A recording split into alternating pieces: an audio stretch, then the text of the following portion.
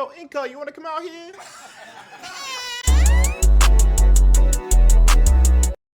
How is it going, everybody? It's your boy Incog back at it again with another Pokemon League video. This time we're doing a Bibble video, obviously, as you might understand from the title of my video and the title of my showdown team here. So, before we get started, I just want to say a few comments here and there, but this will be like where I set everything up, and there will be chapters down below so that you can click and see what you want to see. First and foremost, some updates. Bibble's the only Wi-Fi league I'm going to be a part of right now. I am a part of a non-upload Wi-Fi league, but by the time this comes out, I'll either have won my game or I've lost because I've made playoffs in that league, which is the League of Extraordinary Trainers, run by one of my friends, Eco. But regardless of that, I just want to say this is the only league I'm doing.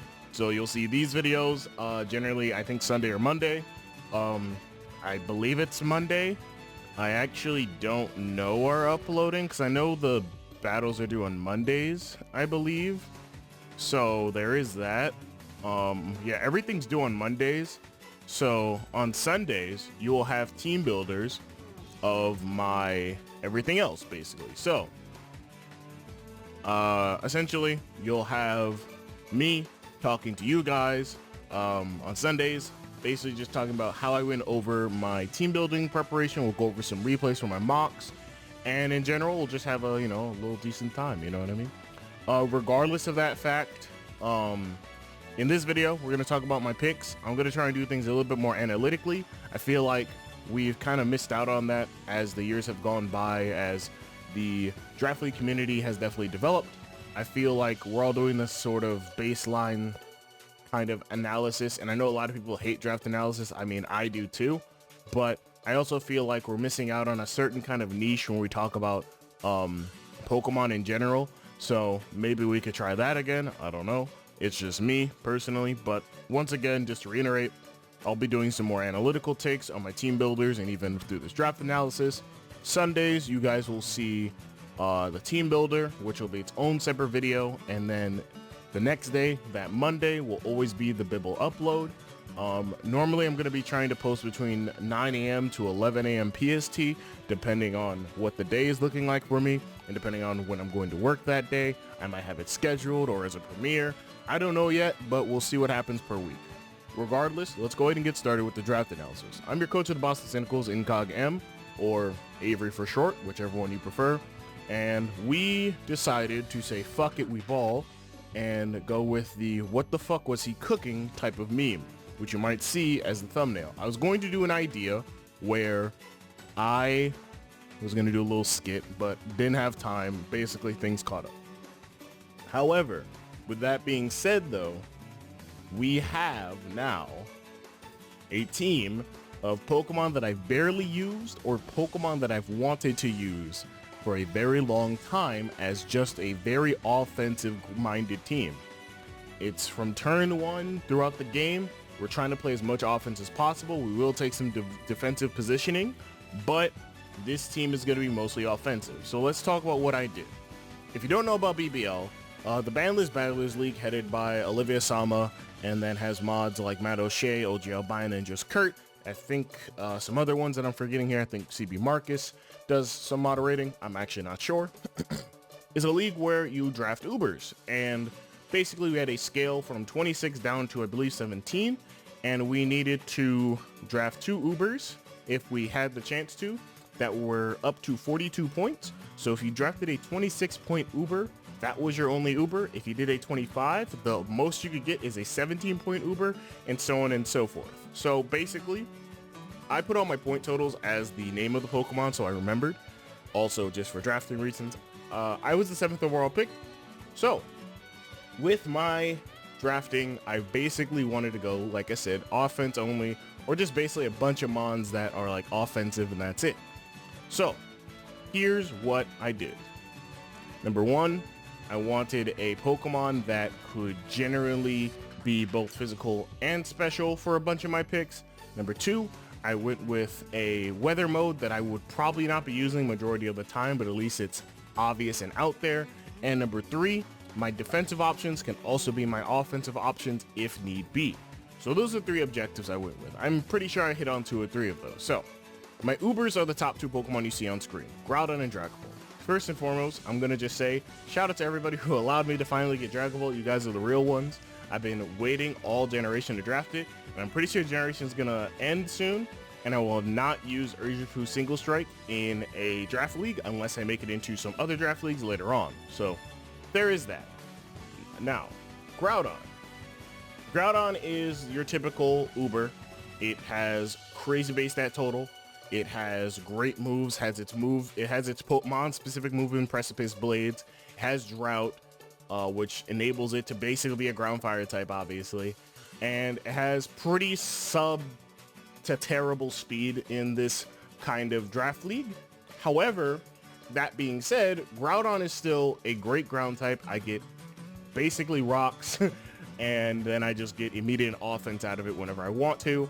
With the sun up, and if I have a heat rock, basically I can decide just to start nuking teams with like Heat Crash, Lava Plume, Flamethrower, and even running a Scarf Eruption set from time to time.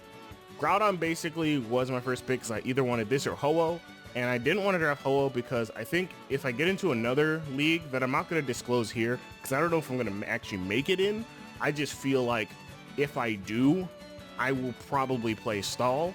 And for those of you who don't know me, who have never heard of me, who don't even know who I am, or you do know me, you've known me for years now, but you've never known anything about me concerning Mons, I actually played stall before in just general on the ladder. It's why I despise it to this day, because I really don't like playing that sort of way. But I've been touching base with the idea again, and I've actually talked to some older friends of mine who are like, you should do it again, and I'm like, I shouldn't, because that would be kind of not good. But if I make it into another draft league, I'll see if I can get some semi-stall off. But regardless, Groudon definitely helps in the department of physical offense, as well as having the ability to be specially offensive, and we also have the weather mode out of this. Additionally, Groudon can just be offense, but it can also be pseudo defensive. I won't say fully defensive, obviously. That'd be kind of a waste for Groudon, especially in this kind of meta game. At least from what I'm seeing, a lot of teams draft pretty they get their Ubers, they get their like top tier mons, and then the rest of the team basically becomes pretty terrible in my opinion. And I tried not to have that happen with my team, so I kind of just took everything that everyone else might have wanted, but I don't think I sniped anyone from what I could tell, so I did get everything I wanted basically. But Groudon, really great weather setter, really great offensive Pokemon, great stats. Overall, the only real hindrance is its speed, because obviously a lot of Ubers are going to be a lot faster than me. But on the other hand, I have a lot of Mons that can definitely fill those speed gaps. One of those Pokemon, as I mentioned, was Dragapult, which is my second Uber. Now, Dragapult, of course, is one of the few Pokemon in my life that I haven't gone to use in a draft league format, actually. And the craziest part is that I really wanted to use it, and every time I've had a second overall pick, it would always get drafted before me. So I've always been pretty pissed off. Now, Dragapult's main ability is that its speed beats out Mewtwo. If you don't know, this season, they allowed some very much banned Ubers back into the league, which are Calyrex Ice, Mewtwo, and Yveltal, I'm pretty sure. If I'm missing one, I'm pretty sure I'm not, but if I'm missing one, my fault, live. But Yveltal and Mewtwo are the top Pokemon, while Calyrex is 1 point lower. So basically, I wanted to make sure that if I could get Pult, that this is the reason why I got Pult. I needed a Pokemon that was faster than Mewtwo, could also kill Mewtwo, but even on top of which, even if I never face Mewtwo, it's more like a fast dragon ghost type with the ability to be a will-o-wisp spreader, a overall offensive threat, while additionally being able to support my Pokemon at least in getting momentum to get other threats in with U-turn. And being a ghost means that it's already automatically a hazard blocker, a spin blocker, if you will. And essentially, Dragapult for me really came down to favoritism. I really love this Pokemon. It was a part of my first ever team that I made in Sword and Shield, funny enough, because I didn't even know this Pokemon was that good until I started using it. I was like, wow, what the fuck is this? And honestly, Dragapult will definitely serve a really good cause in this team. With the sun up, Flamethrower and Fire Blast basically will melt any Pokemon that isn't a water type or a crazy bulky dragon or rock type, I guess. So we're pretty good. Dragapult now basically has quote-unquote stab fire moves, and that's pretty cool if you ask me. Otherwise, we're looking at a Pokemon that is a great cleaner for the end of games, and overall a really fun Pokemon to use, even just as a general sweeper Dragon Dance sets, or just even Specs or Bandit sets. Regardless, we get it through Ubers, and now I'm thinking about Mons that can not support them, but also be a dominant force. One of those Pokemon is Weavile. Now I know what you're thinking. Avery, why are you drafting Weavile? Because I've never drafted Weavile, I don't think on my channel ever. I've always lost to Weavile. I've always lost to faster, more offensive Pokemon in my draft league career. And that's why I drafted it. If you can't beat him, join him.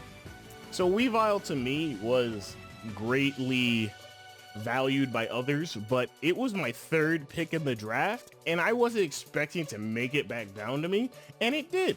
I think one of my good friends, Matt, wanted it, and then he wanted to see if I wanted anything for it. I was like, I don't know. I don't think there's anything I would want for Weavile. It's a pretty great Pokemon this generation. It's always been a good Pokemon. Mostly the ice typing is definitely crucial here. Weavile's ability to pick up kills where it doesn't need to is very nice. Additionally, it's pretty fast, just like Dragapult, but at the same time, Weavile is this kind of weird, I wanted this Pokemon because more offensive pressure, but I also could drop it at a drop of a hat, because honestly, when it came once I got it, I was kind of like, now what? You know what I mean? Like, I got everything I really wanted, the top 3 picks, now what? So, while understandably Weavile is a really great offensive tool, I also think that it also has some drawbacks. I'm kind of forced into running Life Orb or Heavy Duty Boots every week because I would like to change moves instead of using a choice item, and Boots definitely because a lot of people are definitely going to bring hazards against me, which you'll see with the entirety of my team. I don't have a great amount of hazard removal, if I'm being honest with you, so there is that. Speaking of hazard removal, Salamence was originally a different Pokemon. It was Dracovish, actually. But everyone was questioning how I was going to use Dracovish in the sun, so based on my own analysis of hearing other people tell me what the fuck are you doing, but also just in general, I was kind of just like, you know, that is a good point. I won't be able to really use the full power of Dracovish. I said, fuck it, we ball, and I decided to go ahead and grab Salamence. Salamence, great defogger for my team because it's probably the second one on this team, and we only have one more to go, so you could probably, you're not gonna be able to guess it maybe, but you know, you never know. But Salamence basically is a great intimidator for more physically offensive Pokemon, so it definitely works in that regard. Has a great ton of resistances that I'm definitely going to need throughout the league. Just, you know, in general, fire, immunity to ground unless I'm getting smacked down, and even other resistances like water, which will definitely become impactful, I assume, if someone gets rid of my sun. And even then, you have different things that it can do. It's a great physical beast. It's a good enough special attacker, and it definitely has great bulk by its side, so it can definitely outmuscle or just outbulk a lot of Pokemon that it shouldn't be able to if I use it in that role. I also learned the other day, or probably months ago, I don't recall when, that this Pokemon gets Wish. So, for everybody out there who has to fight me, be careful. I know exactly how to gen it, because I'm the genner for a lot of people's teams, and I already have one in my game. So I just gotta copy it. Be on the lookout. Regardless, Salamence gets a lot of great coverage and also is just a dominant Pokemon in general. I love it. I've always liked it. We might see it be more defensive on this team. We might see a Moxie set one week to clean up a game. Who knows what I'm going to do? What I know personally is that I needed Defog, and originally I had Silvally and Dracovish. We'll talk about what I dropped for Silvally, but or what Silvally got dropped for, excuse me. But Dracovish got dropped for Salamence, and I needed another defogger in place of one of those slots, so this is it. Because I have a really bad habit of not getting hazard removal, and I've lost several times to it, to a point where it's become basically just a running gag that you could beat most draft league players if you just set up hazards and they don't have any type of hazard removal. And I'm definitely in that club of, yeah, I lose to that. So I gotta make sure I don't lose to that anymore. Regardless, moving forward, we have Celesteela. Celesteela fits in that niche that I mentioned earlier of a Pokemon that, despite it being defensive, can also be offensive. Everybody knows what Celesteela does. It's the same typical Leech Seed, Air Slash, Heavy Slam, Flamethrower, Protect set. Like, we all know what it does. But what if we tried more? And then people tried more because it got Meteor Beam. People ran around with autotomized flame charge weakness policy sets. It's crazy that this thing has so many things it does, yet you always have a feeling of what it's going to do. You never know definitively, but you always have a feeling. So what I want to do is expand that a third time. I'm just going to use Celesteela like a dumbass and see where it lands me. Number one, it's a great steel flying type and definitely covers up some weaknesses that Groudon has. On top of which, they both cover each other in little ways of each other's weaknesses. While they're both not exactly immune to ice, Groudon covers the electric weakness that Groudon has, Celesteela covers the grass weakness Groudon has, etc, etc, you get it. Their weaknesses they cover, their weaknesses they don't cover, and in general, they kinda don't go together because Celesteela doesn't want to be in the sun. But if we're going off of that logically, honestly, when have I ever made sense with my drafting? Just be honest, just be real. Exactly, you can't name a single time where my drafting made sense, so don't try and make it make sense here.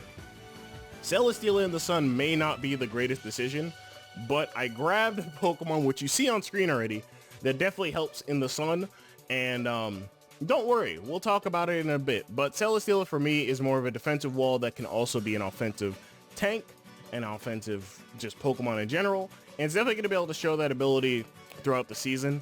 I haven't really glared too much at who I'm fighting this season, but I've definitely looked at like the first two matchups, and I mean, Celesteela can come to both. Should it come to one? Maybe not, but I mean, you gotta do what you gotta do with your Pokemon, you know? Moving on though, we talked about Silvally earlier and how I had that.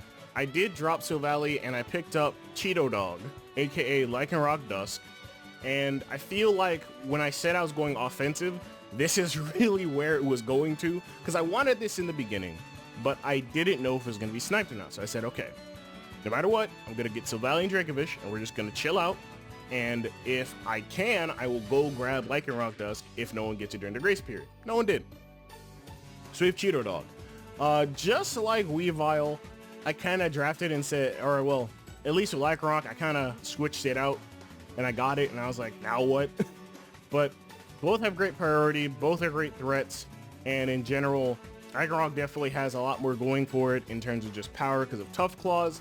And obviously, shout out to Addison for showing the world Eject Pact. You're a real one, I might use that. But Lycanroc-Dusk is also a great cleaner, a great just offensive weapon. And in general, I think we're going to be using this Pokemon more often than not, just because I've never gotten to use it for an entire season of a league. The only time I got to use it was for the TBL, the Twitch Battle League, which was just a little tournament that we had instead of doing a full league. I can't say we, it's by Goldoa. And you guys should probably check it out in the description if you really want to see that stuff on their Twitch page. Whenever that starts up again. But regardless, I got to use it. I did unfortunately lose that game, but that's nor here nor there. And Lycanroc-Dusk is definitely a Pokemon I had various interest in, and now I'm getting to use it for a full season. We'll get to see how good it is actually, and I'm pretty sure it's great, but you know, I've used it on Showdown. Let's see how good it is for me on Wi-Fi. Regardless, next up, I mentioned it, you already see it, you know the vibes. It's V for Vendetta, it's Victini, it's your boy Vic's Vapor Rub, you already know. Victini is this jack of all trades, honestly. Like, bulky Victini is gonna be used a lot, I can tell. But also, in general, I think that Victini's capability in the sun is what everyone's going to be mainly looking at. But for me personally, I'm going to be mostly looking at being able to get in this Pokemon, threaten others out, being able to U-turn into my other threats, because my team is just threats incarnate. So being able to get off a Volt Turn core, which you'll see the Volt Switcher on screen now, is going to be an interesting sort of idea to go with, because honestly, Victini will definitely be a fun Pokemon to use. But I also believe that when it comes right down to it, I really wanted a Pokemon that abused the sun that wasn't chlorophyll, and realistically it was Victini. I wanted Venusaur at first on this team, no cap, but I said, what happens if I made a sun team, quote unquote, without the premier sun Pokemon, Venusaur or Torkoal? Fun funny enough, my week 1 opponent took both. So we'll get to deal with that as well. But regardless of that fact, Victini abuses people in the sun and does even more than that. So basically, I wanted a Pokemon that could act as a hell of a coverage Pokemon, as well as a Mon that realistically enables the rest of my team, if we're being honest. So that's what I got out of Victini. And yeah, I mean, Victini's here, man. Last 3 picks are pretty easy. Leafeon is the Chlorophyll abuser, but it will probably not use it too often. Leafeon's coverage is Garbanzo beams. This is why I wanted Venusaur, but no cap.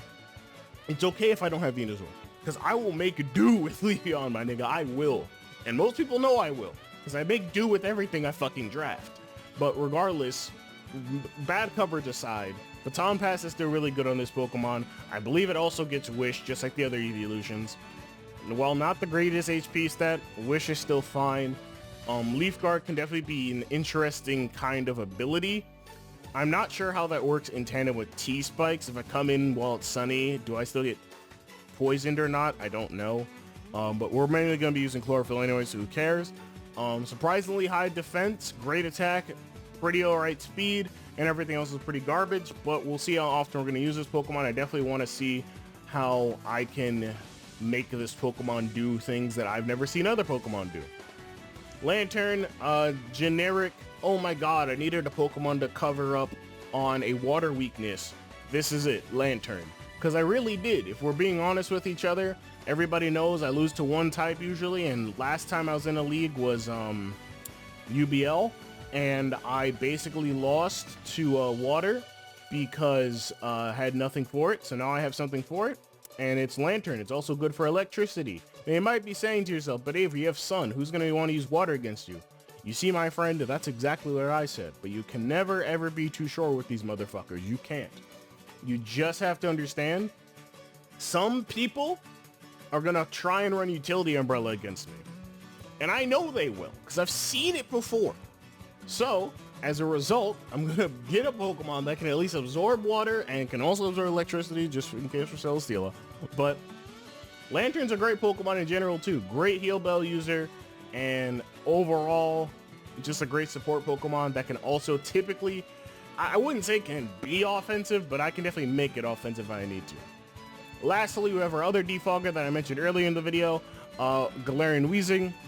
I wanted a fairy type that could defog, or a fairy type in general. There's Gardevoir, there's Mimikyu, and there's Weezing. I didn't want to go too hard on the offense with Mimikyu and Gardevoir, so I went with Weezing. Now, I know Weezing's not the greatest. Believe me, I know Weezing's not the greatest. However, I get T-Spikes, I get Defog, and I also just get a great Poison Fairy type that can absorb T-Spikes if I need it to against me. And in general, Galarian Weezing can definitely close out a game if it really needs to, if I'm being honest. I don't know how it's going to do it, but I assure you it probably can. There's no real highlight of analysis for the last 3 Pokemon. I drafted 2 support and 1 Chlorophyll abuser. That's it.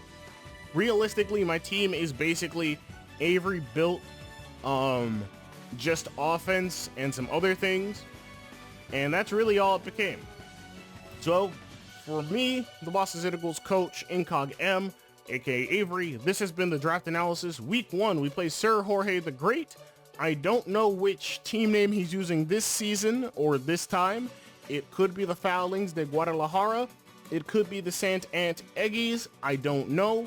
But in the meantime, I want you guys to do a few things. Leave a like, comment down below, and tell me what you think of my draft. And the only question I have of the day is, what's your favorite Uber Pokemon? Now, I'm going to go by the definition of Uber from Smogon.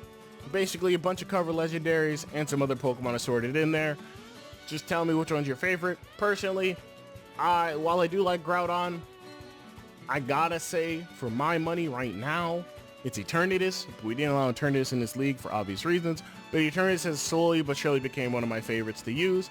Regardless, guys, thank you guys for watching. I'll talk to you guys in the team builder against Jorge.